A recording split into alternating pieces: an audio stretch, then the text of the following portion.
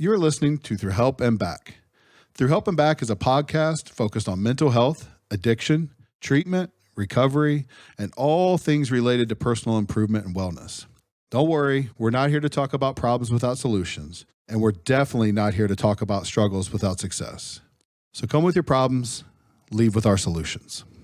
We'll just start real light, man. I know you talked to Ian about this, but I appreciate you coming in here. People don't realize we're filming on a Super Bowl Sunday. So, this is like, for guys, this is a heavy sacrifice to get in here. We're supposed to be pre-gaming and getting ready for, I don't know, man, who you cheering for, the Eagles or the Chiefs, or where are you going? You don't care?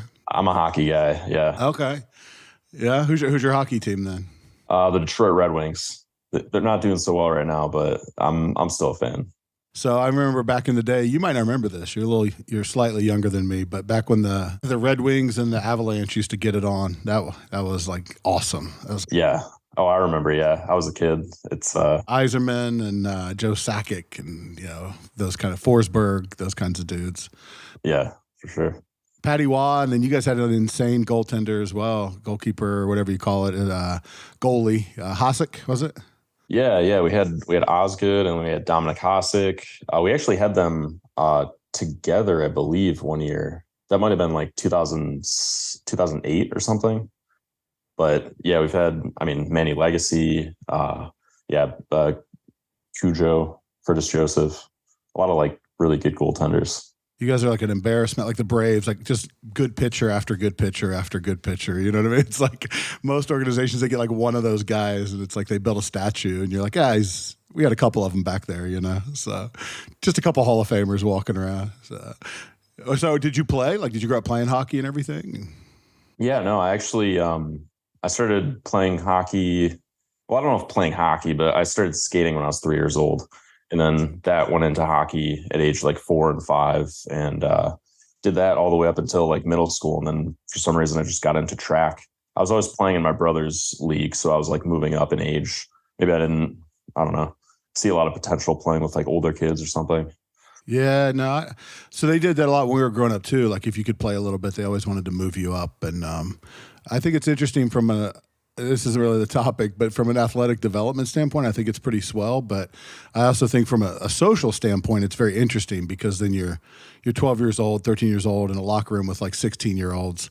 And, socially, I don't know if those two ages are in the same place. You get exposed to some stuff that you might not otherwise, so. Oh, yeah. No, I was definitely like the little brother. You just knew I was him. Plus, I was really bad on the ice, too. But yeah. That helps. And you had brothers, so obviously you're being exposed and brought along at their pace anyway, so that's cool. So that's great. So, and this is all in Michigan, so you grew up in Michigan, and that's where this all took place. And what was life like growing up in Michigan during that time? Life was pretty good. I know we're going to talk a lot about, like social anxiety and stuff and like awkwardness, quietness, my story. But like, I was kind of a quiet kid when I was younger, but I did, have a pretty normal childhood. I played with like the neighborhood kids and stuff, played backyard football. And, I would say I had a pretty good upbringing. Groseal, the place where I grew up, is actually considered, or one year it was considered like the safest place in Michigan. And then, but if you go across it's actually a little island off the east coast of Michigan, but if you go across the bridge, then it's like, you get into certain places like Trenton, Allen Park, Detroit. So there's a lot of different cultures around if you just go from city to city.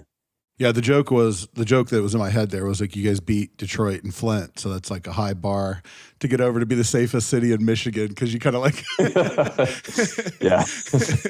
And trust me, growing up in Ohio, we had some of that too, right? Like if you were like safer than downtown Dayton or Cincinnati or Cleveland, it's like, okay, well, not exactly a difficult thing to accomplish. So yeah, so you kind of tipped your hand there a little bit and talked a little bit about social anxiety and that being part of your story. And so, does that go back into your childhood? When did you first think about social issues or social anxiety being part of something you had to deal with? When did you first notice that?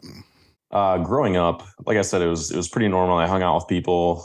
I had a normal friend group. I think around like late middle school is when it started. And I was thinking about this before this podcast and the other day.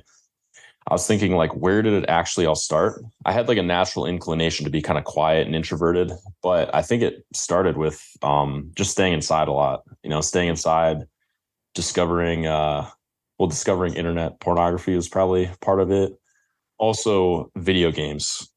I stayed inside and played video games all through high school and didn't go to a lot of parties. And when I did go to a lot of parties, it was very nerve wracking. I think in big part because I just wasn't used to it. So that's kind of when that started. So we're talking like middle school age and just internet access and more time on the video games and just kind of becoming from a hobby that starts chewing up more of your time, more of your attention. Like when did it start becoming an issue, right? Because the idea of like, well, a kid plays video games, that's not a problem by itself. Or, kids check out things on the internet. Like obviously we want to be careful with that, but generally that's not a problem. When did it cross over from like interest to hobby to like problem for you? I actually don't know. When I think about it, it seemed to happen very quickly. I think once I discovered like the internet and once I discovered I could play video games online with my friends instead of going outside with like a couple friends online, I think it just happened really quickly. I mean, I can remember when I was like 12 or 13 in middle school, I wasn't that nervous to like talk to new people. I mean, I was kind of shy, wasn't like super nervous, but excuse me, sorry. When I was like 14, 15, all of a sudden it was like, okay, if I get on a date or if like a friend sets me up with like a date with a girl, I'm like incredibly nervous, I can hardly look at her, can't like hold her hand, my hand's all sweaty. So it might have been also going into high school, that pressure of like, oh, you got to get dates now, you got to get a girlfriend. So even at 14, you were kind of aware of that. You felt that social pressure. And yeah, I don't know how aware I was, but yeah, I definitely felt it for sure. that's such an interesting thing because, I don't know. How old are you now? I mean, you look pretty young, so. 28, almost 29. You're fit and stuff, so maybe that, you look younger. But like, so when you get to like my age and you have kids and you become like old, like all the old people are like terrified of video games and like the internet, right? Like I'm just telling you, like at the old guy cafe where we have like our our coffee and our hash browns and sit and talk about how the world's falling apart. Like that's the stuff that comes up, right? Like all the kids these days, man, they're on apps. They're on social media, they're on the internet, they don't know how to connect with people.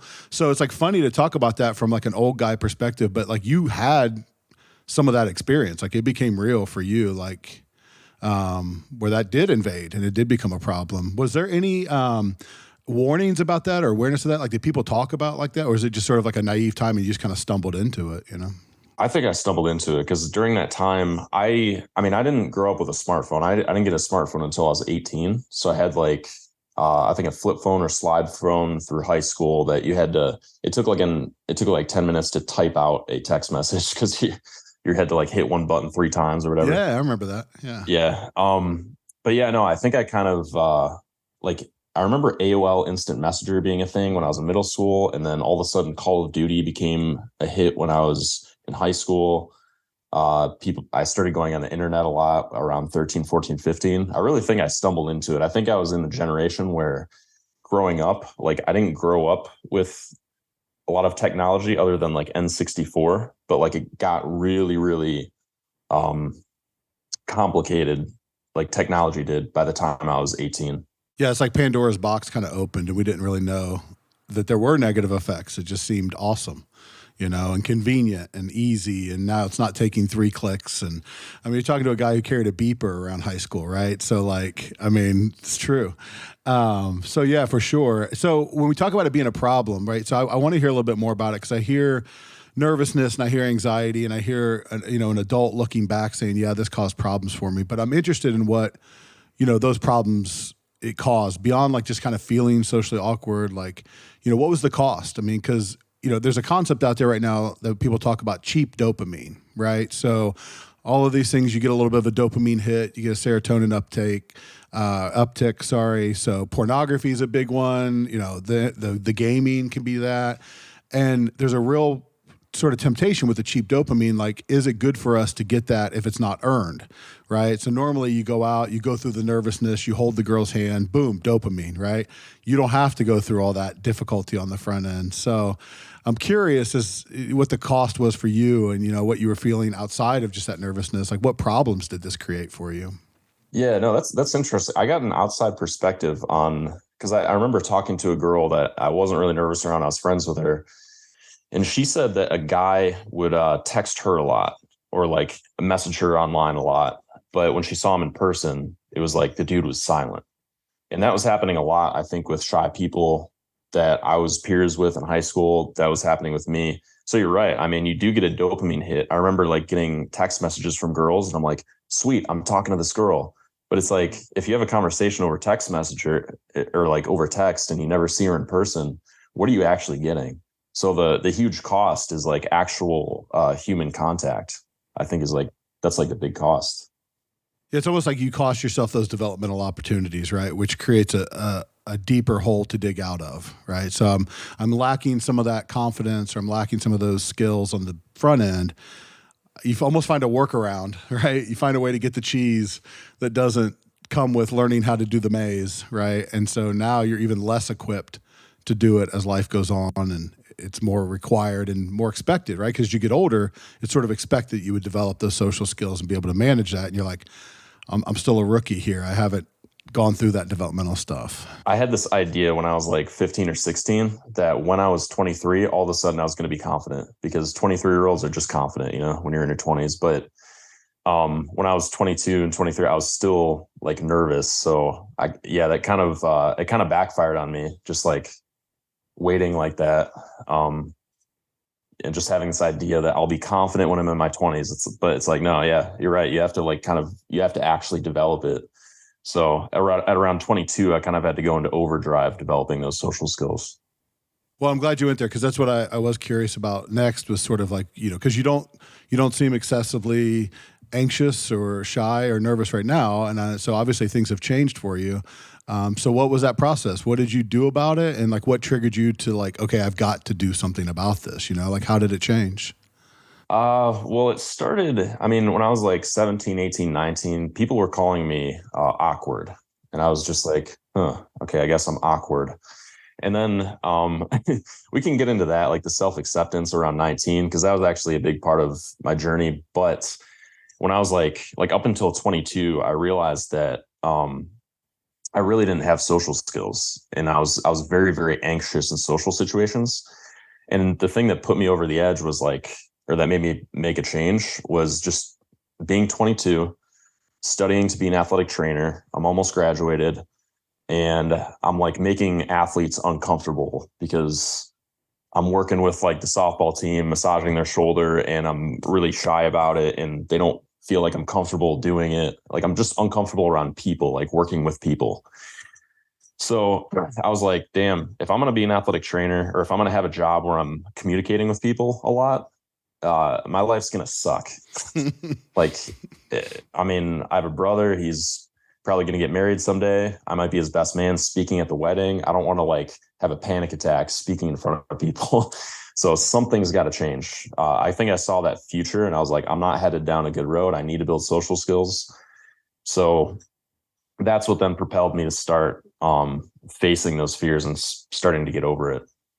I think that's pretty good awareness for a 19 to 22-year-old guy to be thinking forward and to be considering his future and going like, I'm not equipped. Like, you know, I'm not going to be ready for that, you know? That's interesting to think about that. So it sounds like from your story, 22 is when it kind of got serious in terms of the development side, but 19 was a place of like internal self-acceptance. I mean, tell me more about that. You said 19 was the time when I really focused on self-acceptance. So what was that like? Yeah. So like everybody was labeling me as like awkward, you know, this word like awkward. I was like, awkward. Why am I awkward? I started thinking about that. I started noticing girls that I was talking to would like just kind of like chuckle, like I was getting like brushed off. And yeah, so around like it started to get to me that people were calling me awkward. Like it really like it got to me. And I was talking to Ian a couple of days ago about this, and I think maybe in high school, I was judged more for it. In college, it was more just like people were like, oh, he's awkward.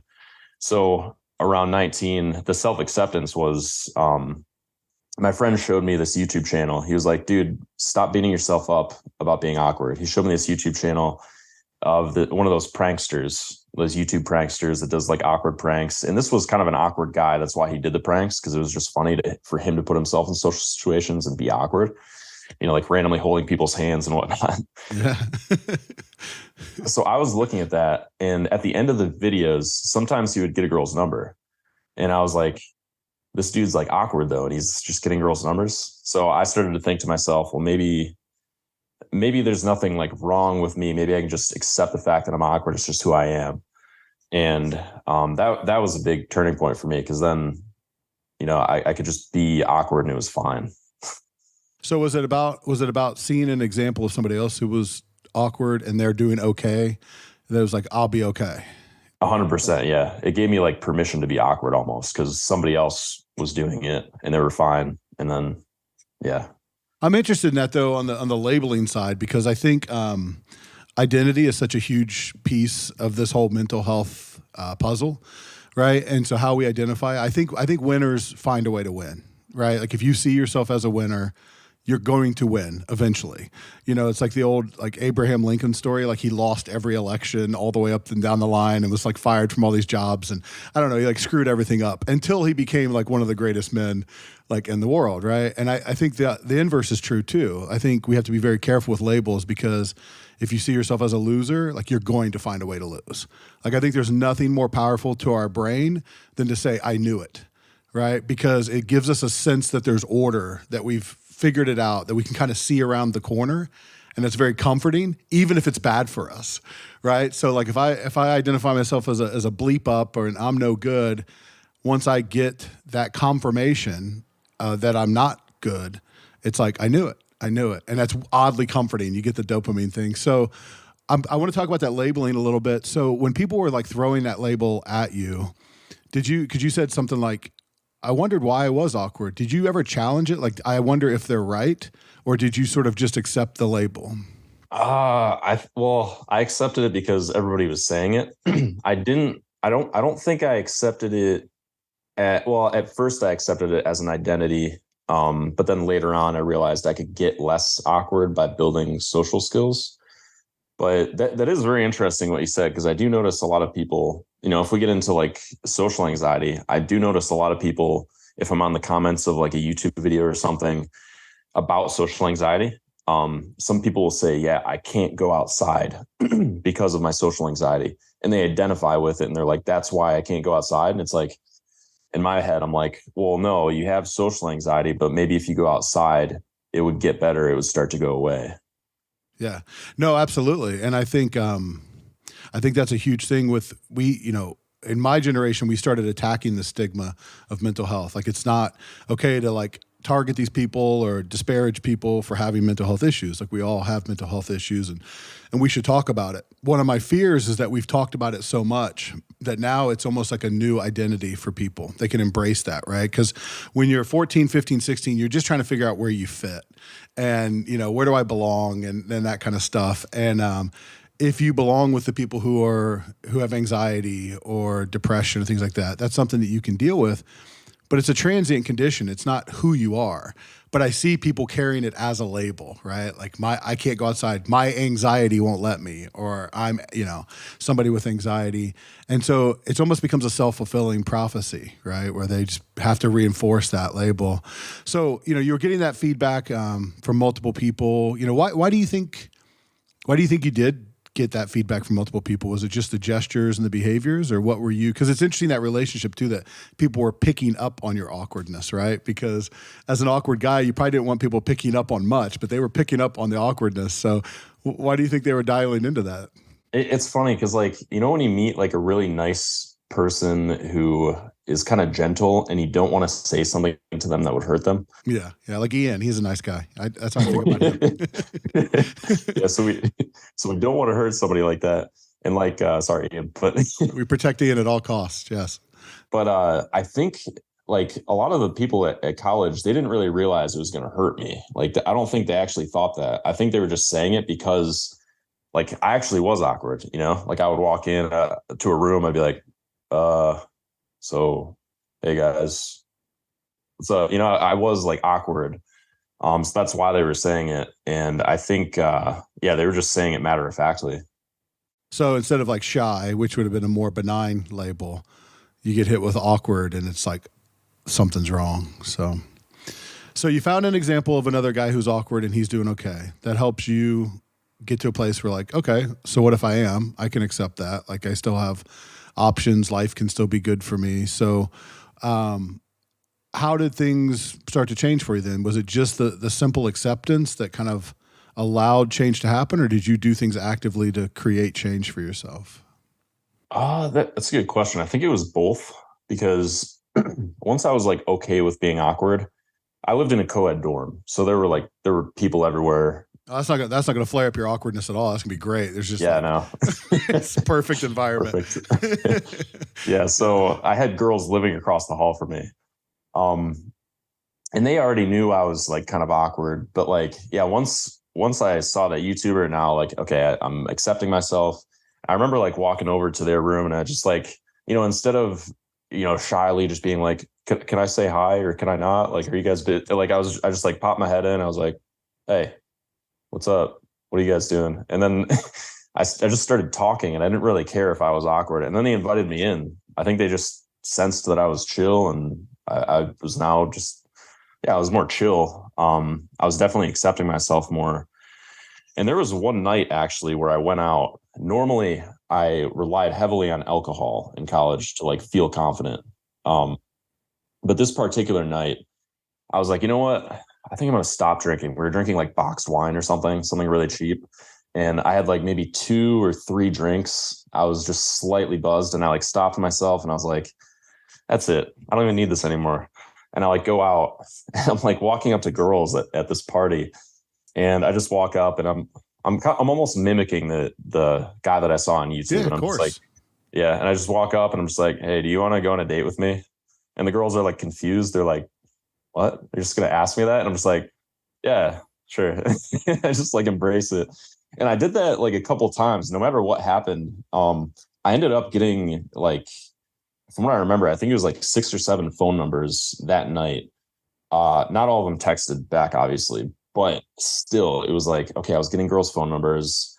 I think I remember making out with a girl that night as well. And also just like talking to people, I was just like free, you know, it was like a very free feeling where I wasn't judging myself. And I mean, if you want to talk about like a little bit of dating too, that being congruent and just walking up and being like, hey, you want to go on a date with me? And then the girl's kind of confused, but you just kind of hold the frame and you're just like, yeah, you're cute. I want to go on a date with you. Like that's I imagine those girls mistaking you for like the most confident person on the planet, right? Like, yeah. like in that Yeah. moment, right? Like who could be so confident to just like walk up and say exactly what they're thinking? You know what I mean? And you're on the other side of the experience, like playing a role, like you know what I mean, like almost inviting disaster. You know, so it's such a funny dynamic because you know what you may have been feeling internally, you were just being received in a different way, and that success reinforced it. You know. Yeah, for sure. Yeah. Yeah, it was it's hard to hold on to that too, because obviously that it happened really fast, the whole like self-acceptance thing. And it wasn't, I mean, I didn't maintain that. I had to like for the next couple of years, I had to then find a new avenue of being more confident. Because it wasn't just a matter of like, okay, I'm awkward, everything's okay.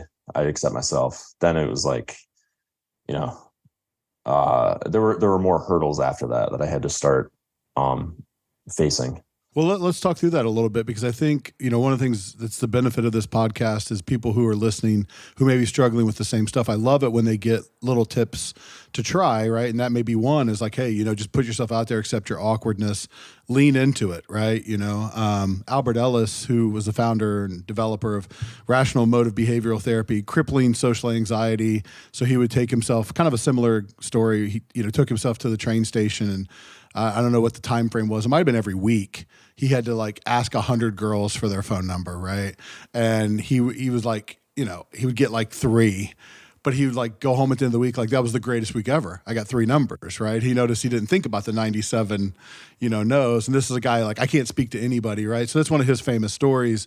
And what develops out of that is this idea that anything you move towards, you kind of gain power over, but anything you avoid gains power over you, right? So you've taken that first step and you've moved into the discomfort and you're experiencing some success. But how does it continue to develop? What are the next hurdles, and what was the steps that you took to facilitate your continued development? I think at first, I convinced myself like the next year that my awkwardness was gone because I accepted it, and now I'm like completely okay in social situations. But then inevitably, you run into life. Like I was becoming an athletic trainer, so I had to do a lot of work in the lab. I was like taping my classmates' ankles. We're doing, like muscle manipulation on our like shoulders and everything. I was in close proximity with people all the time. So yeah, I was basically in social environments like all the time, not just the parties and whatnot. So I guess I just realized that, okay, just accepting being awkward is not like good enough. If I actually want to go on a date with a girl, there's like more skills involved with that, obviously. So yeah, the next big thing I did was around 22. Like I said, I realized I was making people uncomfortable at that age. I realized I was going to have a lot of social situations in my future, and I was just in a lot of social situations at that point. You mentioned that that's a pretty young age to be self-aware. I think it was honestly just like forced on me because, like, what choice do you have? Do you just continue making people uncomfortable, or do you? Well, some people do. What's that? Some people do continue on. I guess that's fair. Yeah. I mean, it's funny. We're lighthearted about it, but anxiety, social anxiety, agoraphobia, things like that. Like these are truly things that people will spend their entire life dealing with. Some will, right, and some will never conquer that. I mean, I've worked as a therapist for a long time. I've seen, dudes in their 40s and 50s come in and say exactly what you're saying. Like, I'd like to have a partner. I have no idea how to get started. Or, I've built this career, but I've always been held back because I can't overcome these hurdles. So, I mean, it's easy to kind of like I said, be lighthearted about it. But to do this at 19, 22 is such a blessing and a benefit because people do. They throw their entire lives at these situations. They stay stuck in these patterns forever. I mean, it happens forever. There are people who are going to die with social anxiety. There are people who die, having never truly connected. So, yeah, I don't say that as a throwaway compliment. It's true. It's amazing you got working on it so early. So anyway, Yeah, no, I'm glad you said that though, because I mean, for that guy who's thinking like, oh man, I don't know how to overcome it, or maybe I'm going to have to deal with this for the rest of my life. I mean, I imagine for that guy, because this is how it was like for me, there's little like micro embarrassments and inconveniences in life. Like you just get incredibly nervous before parties or social gatherings. You embarrass yourself in like daily conversation because like you're trying to act cooler than you are, and then you say something weird and then you're like, oh shit, why did I say that? Like, I don't know. That's what it was for me. I just I was trying to be somebody I wasn't, and then or I was trying to act more confident than I was. And I want to say to the guy who is thinking like, oh shit, maybe I'm going to deal with this for the rest of my life.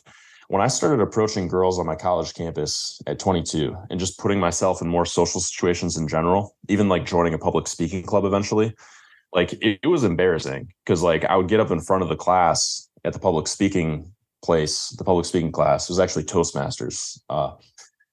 And I was like shaking and awkward, and like it was kind of embarrassing. But the benefit of that, like that one day or that 1 month, maybe if you're doing a bunch of speeches that month of embarrassment, is worth the lifetime of having that experience of just exposing yourself to an audience of people, being embarrassed, and then realizing it doesn't even matter. Like you can embarrass yourself and it's fine, because it alleviates so much anxiety in the future.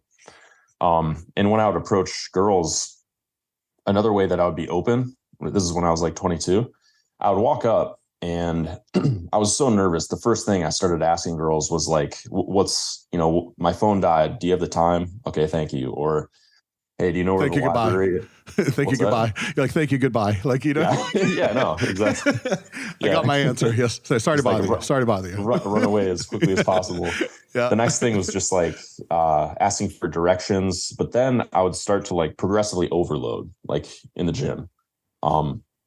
Chief, you look like you go to the gym. Yeah, well, sometimes.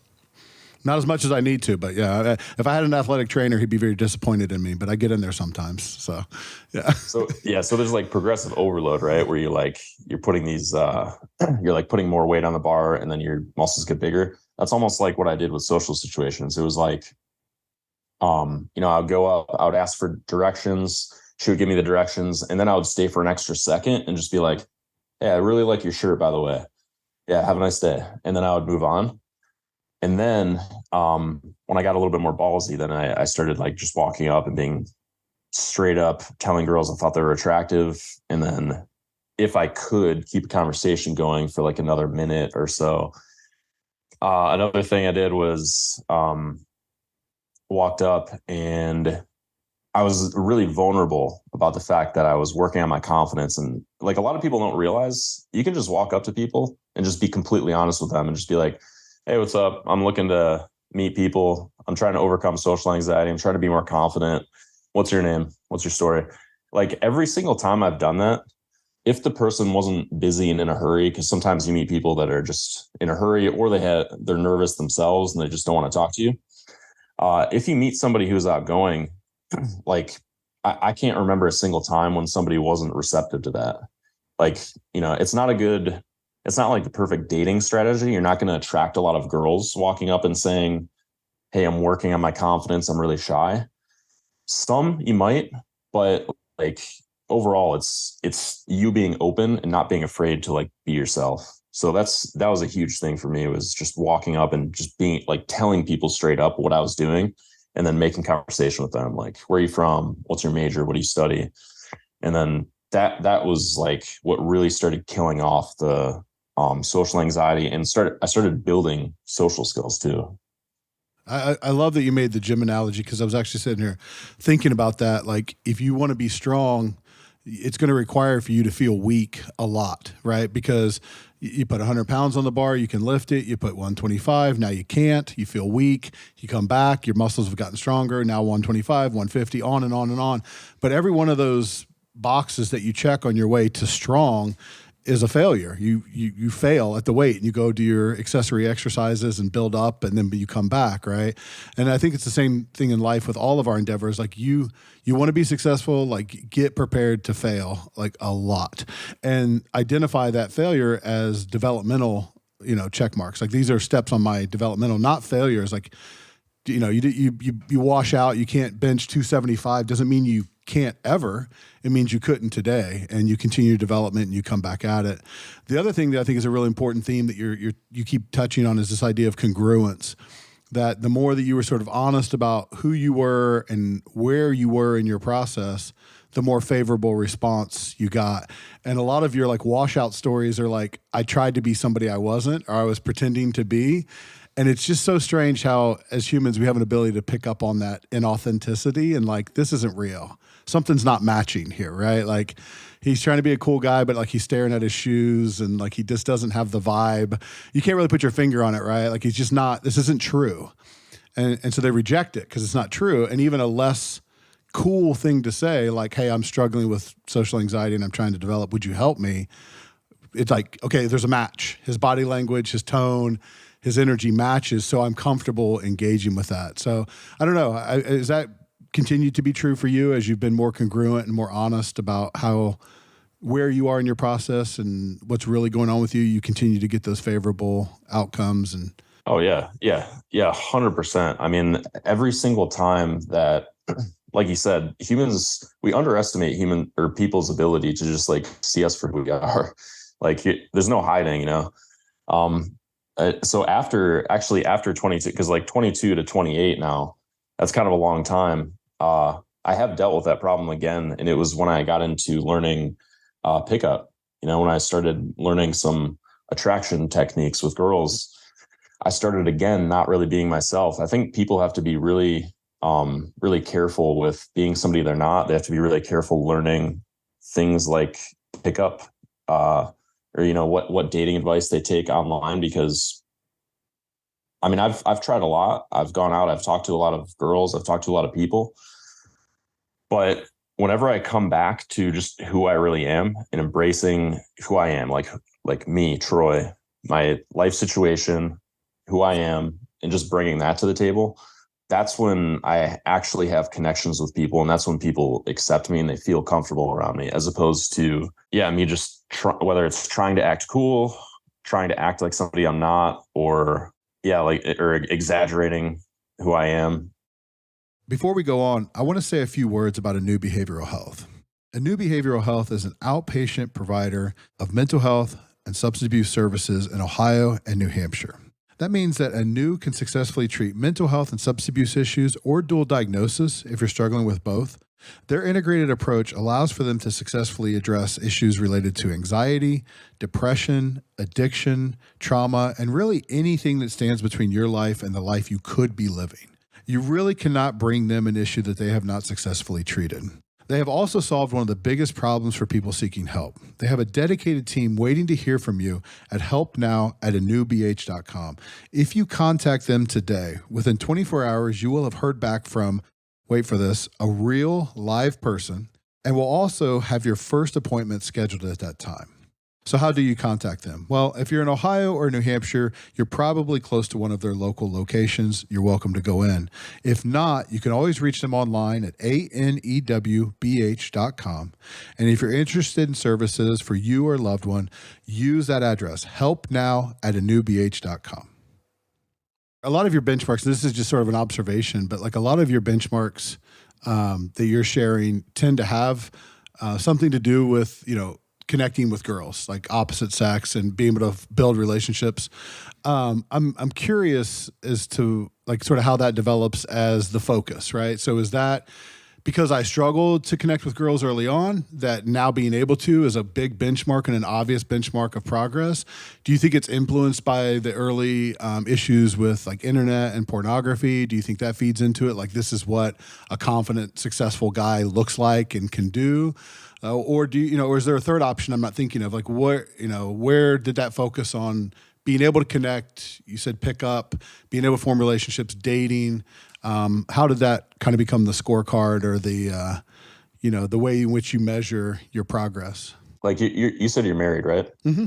A lot of, people get married, they're in relationships, but all the single guys listening to this, they probably want a girlfriend. They probably want to be in a relationship with somebody. Maybe not, but I think there's two aspects of it. There's one is like the social pressure of okay, you got to get girls, you got to be this cool guy. If you're not getting a certain amount of dates when you're single, or if you don't have a girlfriend, you're not cool. But then there's like the real stuff, which is like people just value human connection and people value relationships. So I think it naturally developed because at first the priority was I just got to stop being awkward. Like, I'm uncomfortable around everybody. I just got to be comfortable around people. But then I remember when I was 22, like it just led to that. Like, once I was comfortable approaching people, I tried approaching guys on my college campus. It just felt kind of weird approaching a guy like, hey, what's up? I'm overcoming social anxiety. And he's like, okay, bro. Yeah, thanks. Yeah. So like with girls, it just kind of worked better and it made more sense. And I was like, okay, well, I guess it is kind of more normal for a guy to approach a girl. And then, I eventually started just hitting it off with certain girls. Like, cause I remember this one girl who I started going on a couple dates with after approaching a bunch of girls. All I cared about was being more confident. But then I met this girl who was kind of shy like me.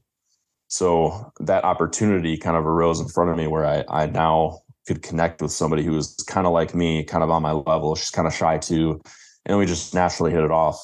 And I think just naturally going from, like, once I overcame the fear of approaching people and meeting people, it's like, what's next?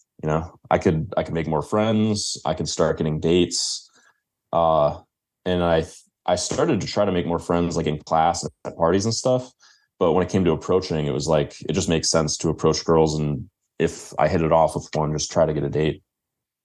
Yeah, I think it's an easy marker for success too, right? Like to flip it, there's a lot of the sort of stereotypical, women like men with money, right? Like that's a fairly accepted idea. But it's not so much the money we find out, it's the competence, it's the confidence, it's the ability to get things done, the provider type stuff, right? And the ability to accumulate money or status is a marker for that, right? You typically, unless you come up with 6 good numbers, you typically don't accumulate a lot of resources without competence, without, intellectual ability, without the ability to strategize, right? So since we can't measure that, we can measure the output, which is the money or the status, and it becomes a marker. It's not perfect, but it helps, right? It's the same, like muscle size for strength. There are guys who, as an athletic trainer, who are probably a little bigger, guys that are leaner may be stronger than them, but in general, if there's more muscle mass, there's more strength. It's a marker that's pretty easily identifiable. So I just think for somebody who's like in a social anxiety or an awkward state, and they go, well, what does a confident guy look like? What does he have? What does he get? And part of that has to be dates and relationships. And so it becomes a marker for confidence. It's a way to measure in a way, right? If I weren't so awkward, I'd be able to have. So now as I have those things, it's sort of like self-evident that I'm less awkward, right? Or I wouldn't be able to do this, So it's a nice kind of circular marker. So it makes all the sense in the world. It's just interesting how that develops, Yeah, that's true. Yeah, it's hard to measure like how confident you feel. Yeah. A scale of 1 to 10, you just guess, it's like, I don't know, an 8, great. What does a 9 feel like? I don't know, So is this something that we talked a little bit before we got started, as far as processes? So for like myself, having dealt with anxiety in the past, I do things to kind of help maintain my mental health and my mental state.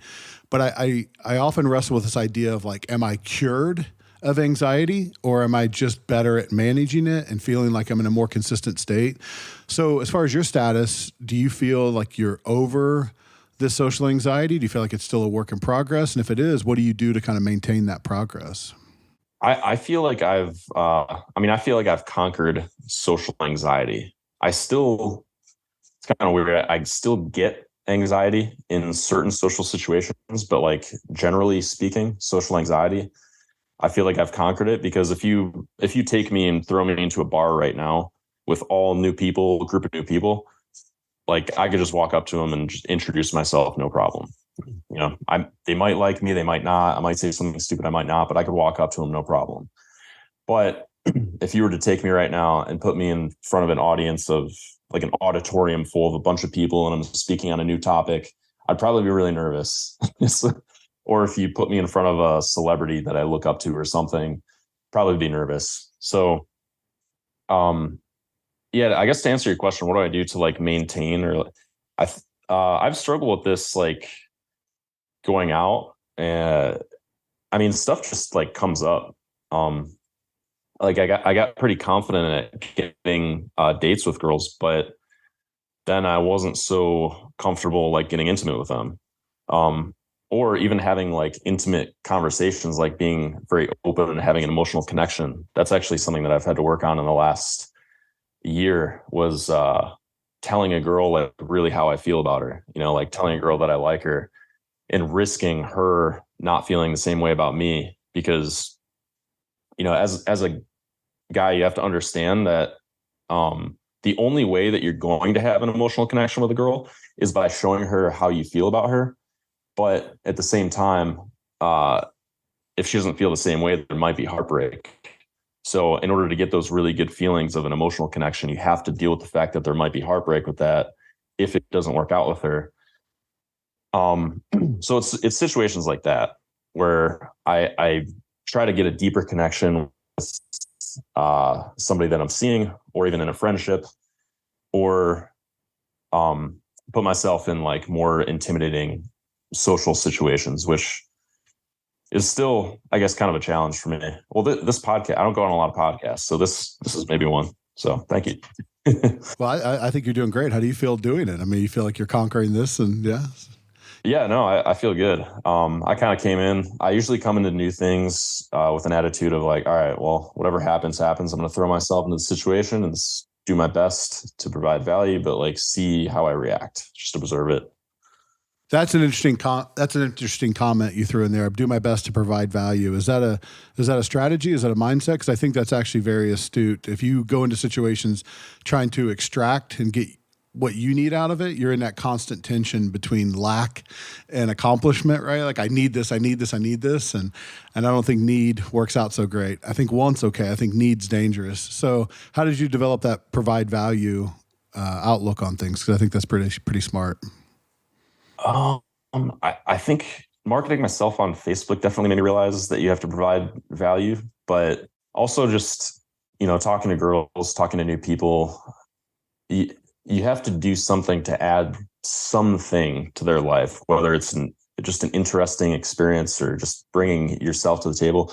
I just realized that if I'm too self-centered and I care too much about what people are thinking of me, things just don't work out that well. But well, I'll give you an example. Even before we started here, when I was talking to Ian, I was thinking like, oh man, so I'm on this podcast. What are they going to think of me? But then I shifted and I asked Ian about his day. I was like, wait, there's other people. Right. Get out of your head, Troy. And then I focused on Ian. I asked how his day was. And I'm focusing on you a little bit. I'm learning a little bit about you. I think it's something that I actively do because I don't want to be too selfish. I know that life is just better when you're focusing on other people and you're giving something. Because I know that people who are watching this podcast, they're going to want to get something from it. They're going to want to walk away with something, or maybe they just want to be entertained. But that's still something that they're getting. Right. No, absolutely. I think that's really smart, and I think you do have to give to get. Right. And I think that like a lot of people struggle with, well, how can I be somebody, how can I, or be with somebody? I'm sorry. How can I find somebody to be with? How can I find a partner? How can I, and a lot of those answers start with, being somebody worth being with, right? Like, well, let's flip that question around. Like, why would somebody want to be with you? What do you bring to the table? You say contribute value. I love that. I think there's something to that. There really is. Get you out of your own head, focus on other people, meeting the needs of others. It doesn't mean you become subservient or a constant people pleaser or what can I do for you? What can I do for you? But even just being conscious of other people's experience and what they're getting out of the situation, I think puts you into a mindset where it would be more fun to hang out with somebody like that, right? That it's reciprocal, both people are benefiting. Yeah, that's it right there, is literally just being conscious of it. Like, how is this person's experience? Because thinking like that, if you're on a date with a girl, it's very, very, very simple. People should not overthink this. If you schedule the date and you lead, if you're like, all right, so we're meeting at this place and this time, that's already giving value. Because women just appreciate a leader. Or if you're approaching somebody, you just say, hi, what's up? Like even me, my example on my college campus, like, hey, what's up? I'm overcoming social anxiety. Where are you from? Even a guy walking up to them and saying that, they don't experience that every day. Like it's still a unique experience. So yeah, you're right. Even just being conscious of like the other person's experience can help you give value. Have you seen additional benefit to this? Because again, there's a lot of focus on the dating aspect, but I wonder, as social anxiety has been kind of knocked down, you're dealing with that, you're becoming more confident. There tend to be sort of extra benefits or ancillary benefits. So has this improved your life in other ways as well, or improved your experience of your life as well? Yeah, because obviously the dating part is like a huge part, and it's what I kind of focused on. But well, you're 28, dude. Focus on your dating. That's great. So now, yeah, absolutely. I didn't get married into my 30s, right? Like it's a huge part of a young man's life. So there's no knock on that. But I wonder if it doesn't. I wonder if once that snowball starts rolling downhill, if it doesn't get bigger in other ways as well. Yeah, I can tell. I'm surprised I didn't mention this yet. When I started approaching people on my college campus and just putting myself in more social situations in general, in my college classes, I wasn't like the quiet person anymore. I was actually speaking in class. Like when the professor asked, like, all right, who knows the answer? I would like just say something. And I also started taking more initiative in class, like when they were like, all right, group up with different people. And I'm like, all right, cool. You want to be my partner? You know, I wasn't like waiting around on the side.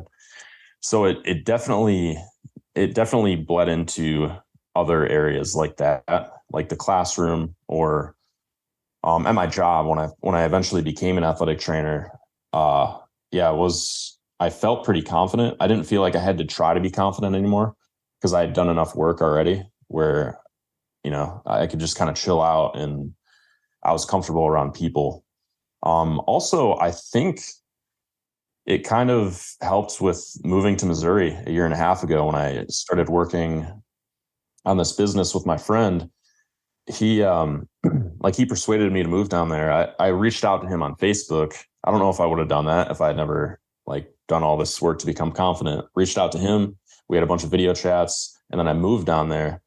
And moving to a new place, I think like I can really relate it back to like approaching girls and accepting that I was awkward and just putting myself into those situations.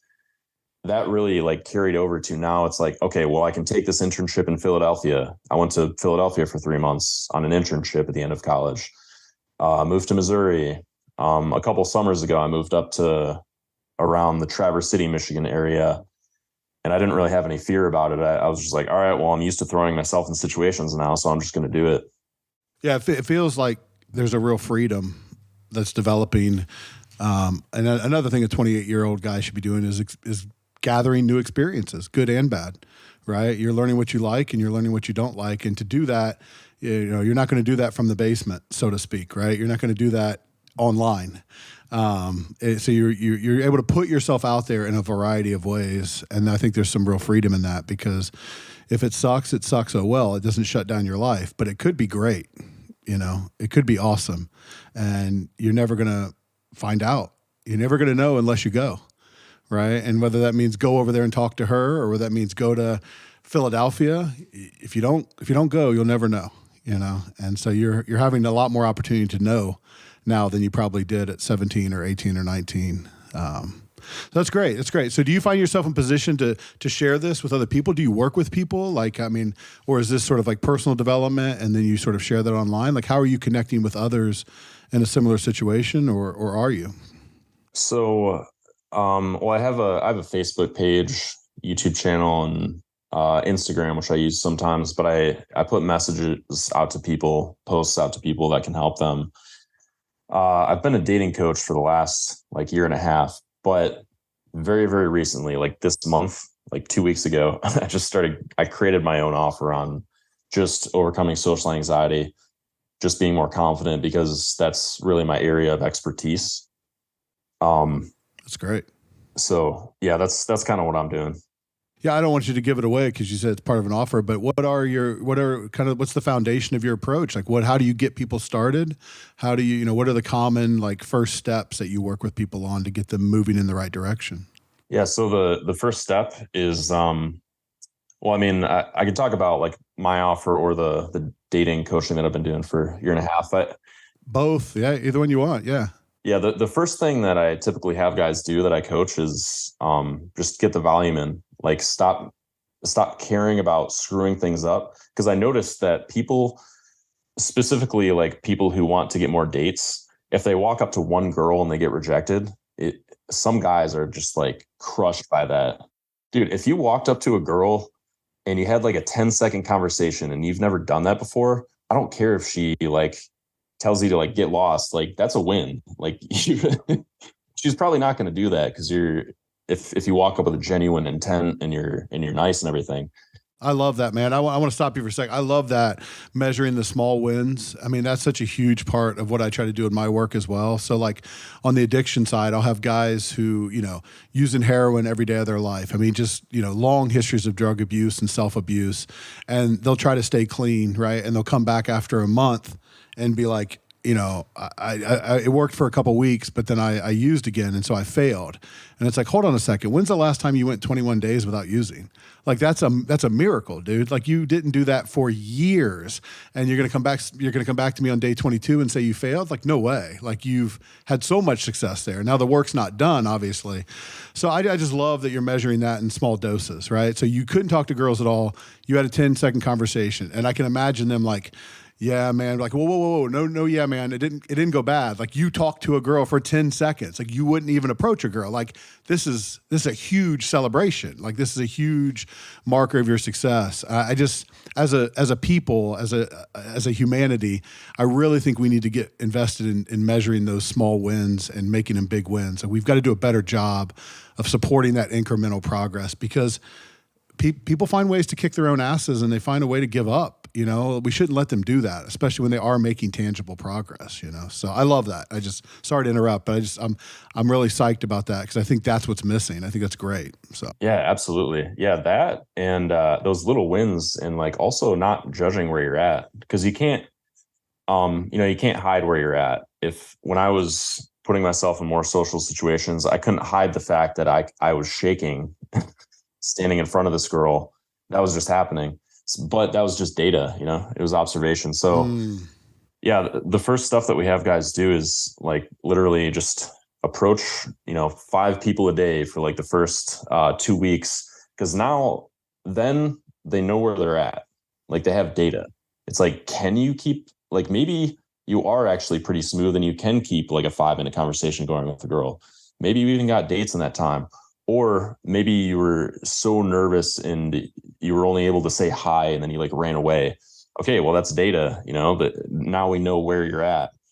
So what do we need to do to just like push it a little bit further? Do you need to go to a different environment? Maybe that mall was too busy or that bar was too busy. Maybe you just need to go to like some chill environment and just the first person that I actually ever like approached, not really approached, but like talked to was a cashier at a register because they have to talk to you. they can't walk away. It's great. They're stuck. Yeah. So I just asked, I was like, so where are you from?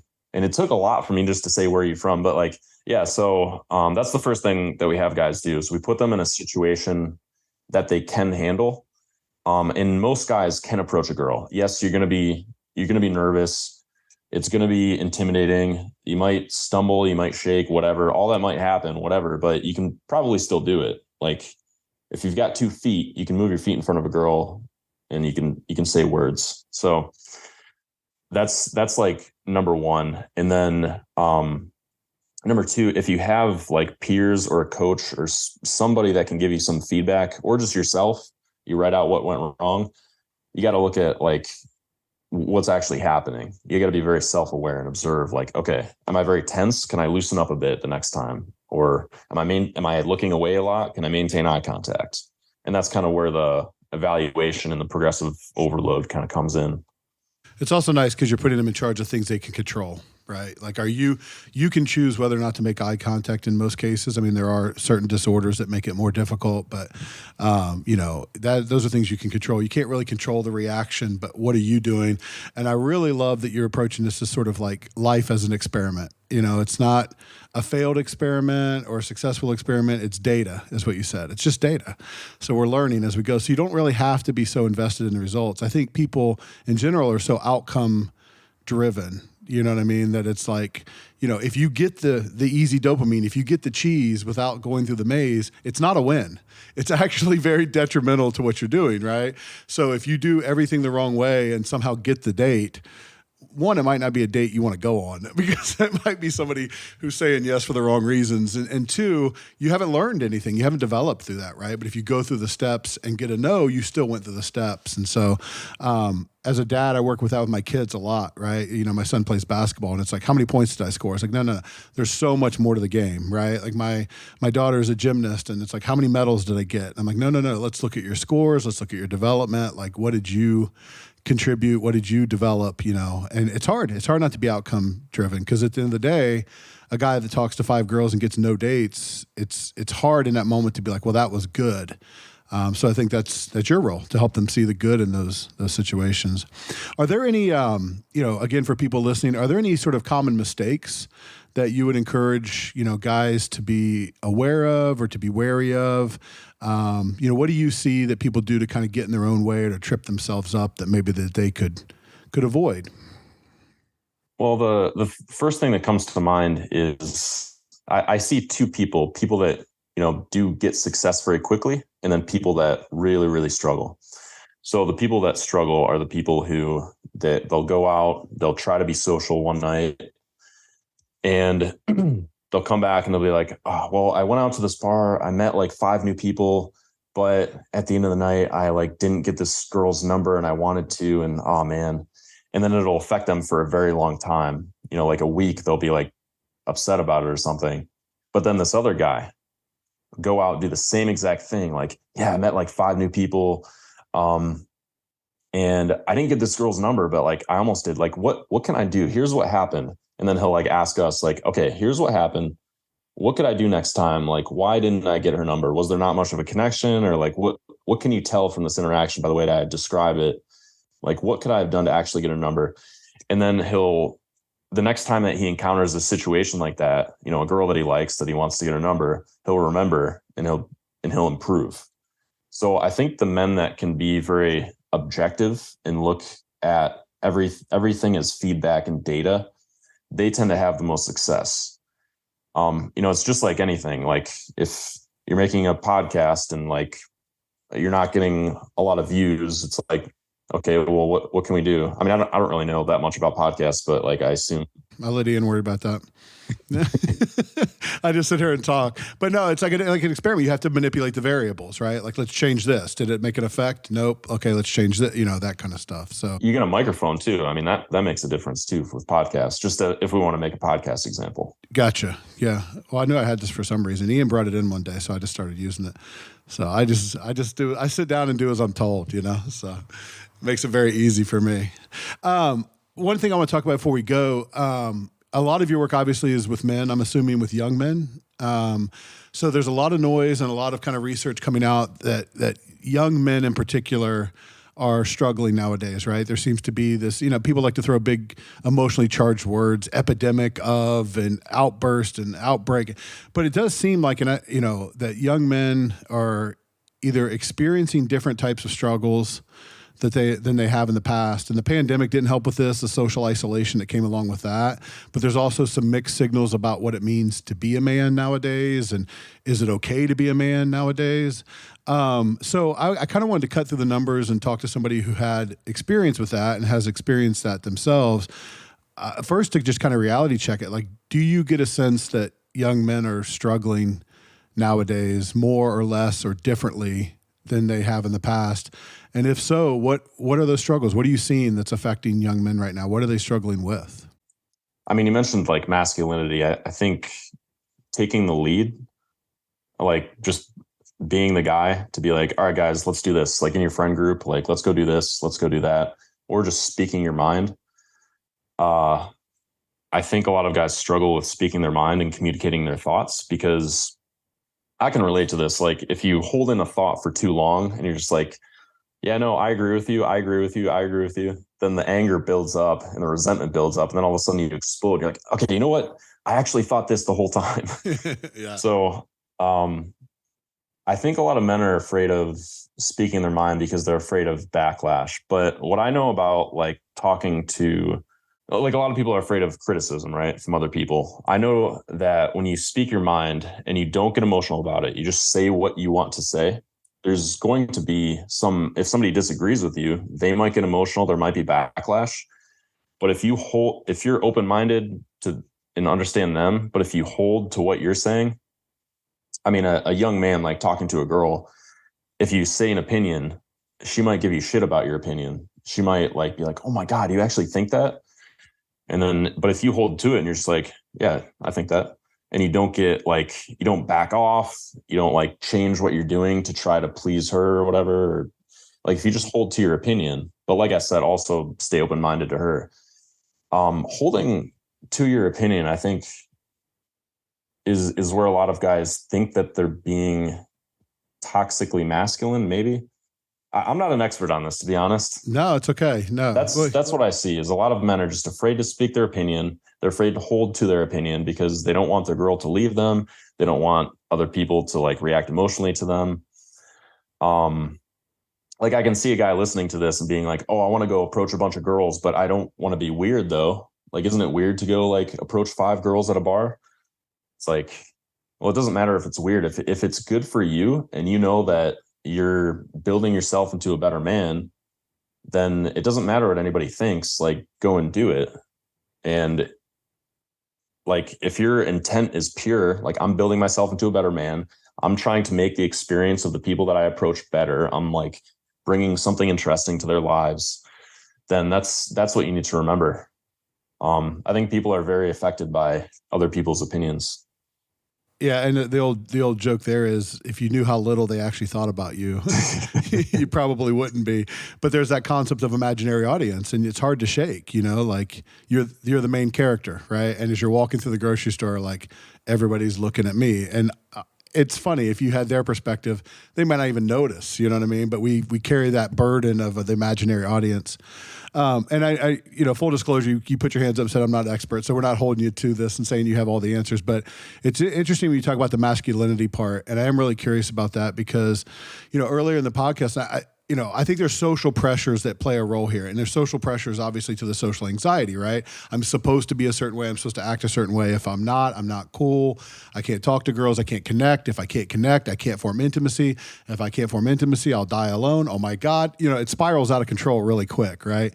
But, you made the comment earlier in the podcast about providing value. And you said, even being a leader and just telling a girl like, hey, I'm picking you up at this time and we're going to go here for dinner because I think it's a good place. And, like that provided value because it alleviated that, decision from her, and you're showing confidence and leadership. Being fully transparent in my head, knowing the society we live in nowadays, I was like, ooh, the comments are going to light up on that one. They're going to light up, right? Because I was like, somebody's going to hear that and go, well, why couldn't blah, blah, blah, blah, blah. Here comes the whatabouts. What about this? What about this? But as an older guy, you're right. There is value in that. It does alleviate anxiety. And the worst thing is you pick the wrong restaurant and you have something to talk about because the girl goes, this restaurant's shit. Why don't you pick this one instead? And you can laugh about it, right? So I think you're right in terms of experience, but it's so funny. I even felt that in that moment, just being transparent of like, oh my God, he had a firm opinion on what might be good for a girl. He's going to get it. He's going to get it. And I'm not judging that. I'm not judging it. I'm just observing it. And so I don't know, like I see that from the outside in. I wonder if you've experienced that or feel that as well. Because even the connotations around dating coach, I wonder if you get some of that backlash sometimes. Yeah, that is funny. I have to be really careful on speaking on things that I have experience with, because I'm not like the most experienced man in the world by any means.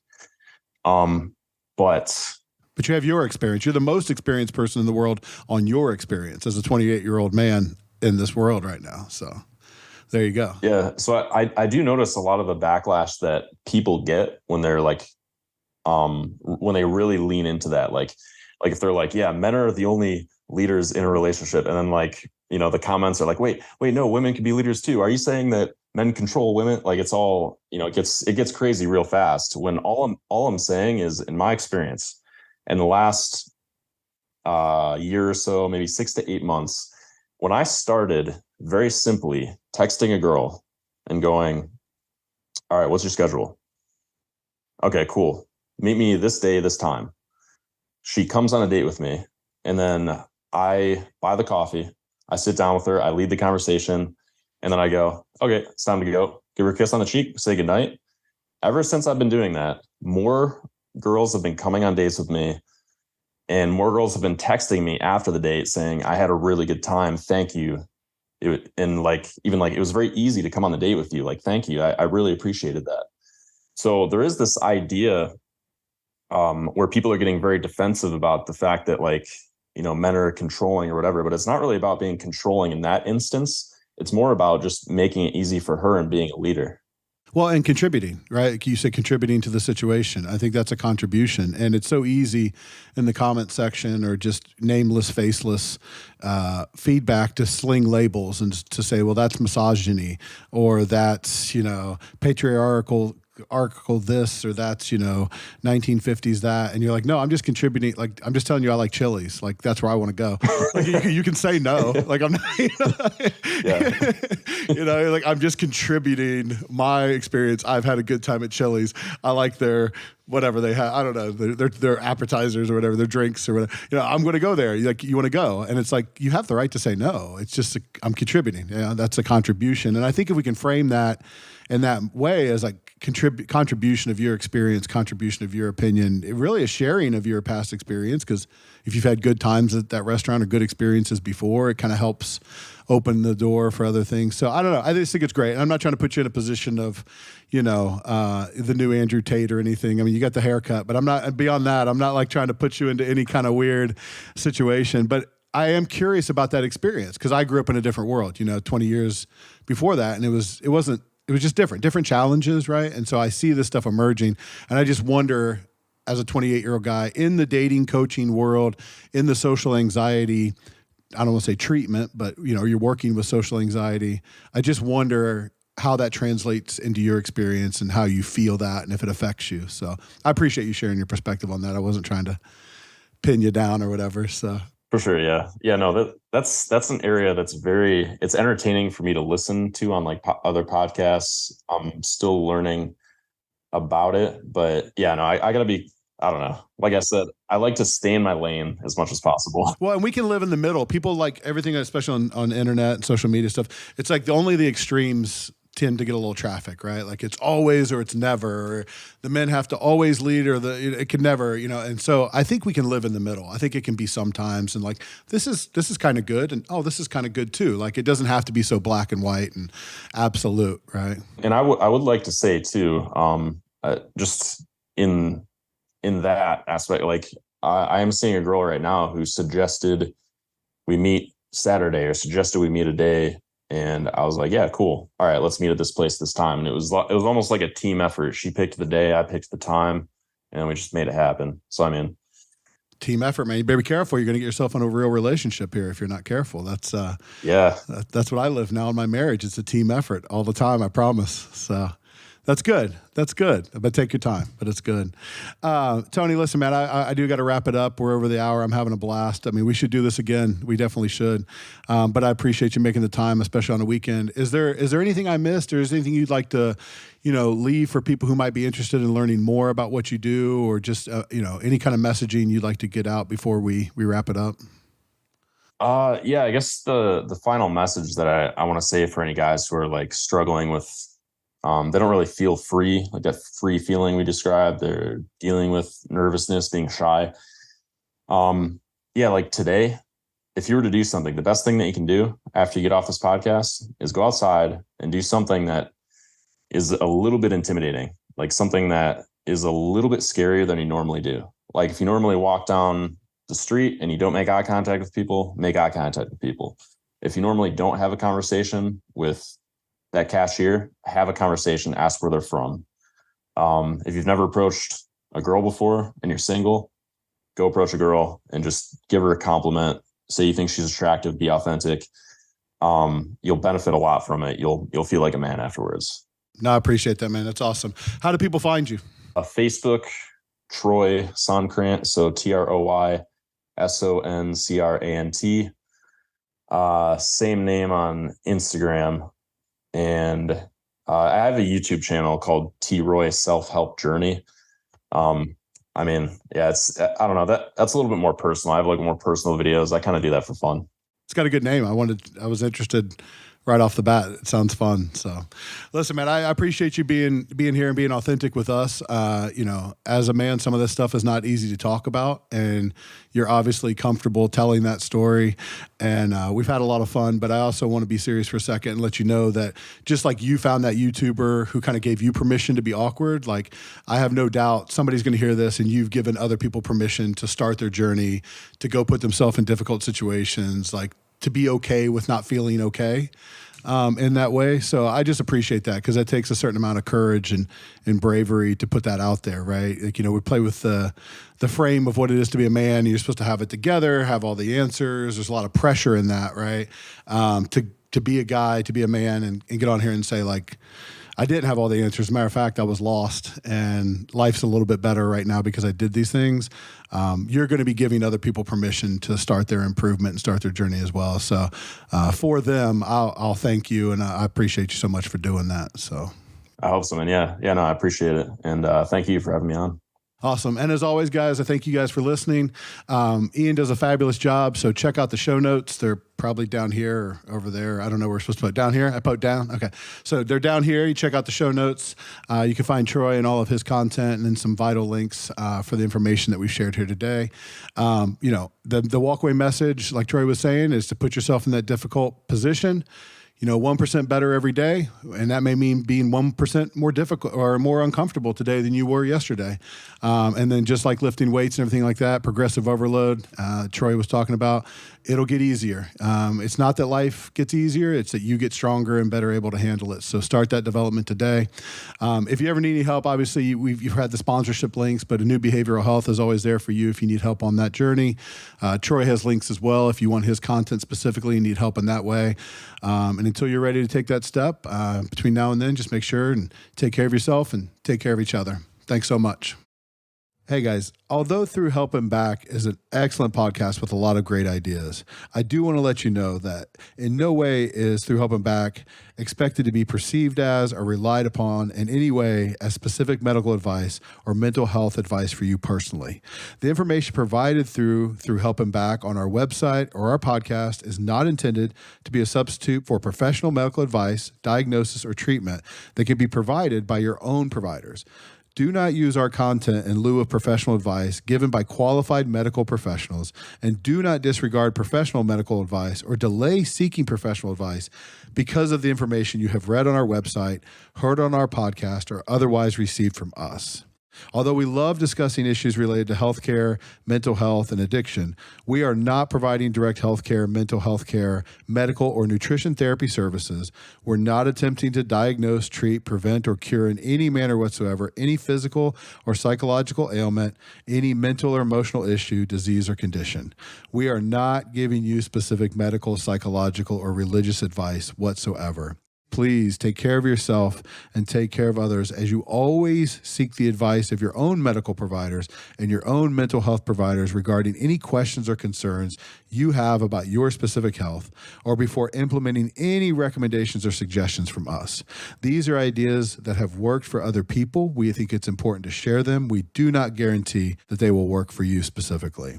Do not stop taking any medications without speaking to your physician, nurse practitioner, physician assistant, mental health provider, or any other healthcare or medical professional. And if you have or suspect that you have a medical or mental health issue, contact your own healthcare provider promptly. Also, one last thing, if you know or suspect that you are currently experiencing a crisis, it is absolutely imperative that you seek the advice of your doctor or other emergency healthcare services prior to ever thinking about using our content. We love the conversations. We're glad you're stopping by. We hope you take a lot from the content. But again, for your specific individual medical situation, please always seek quality personal care from your own providers.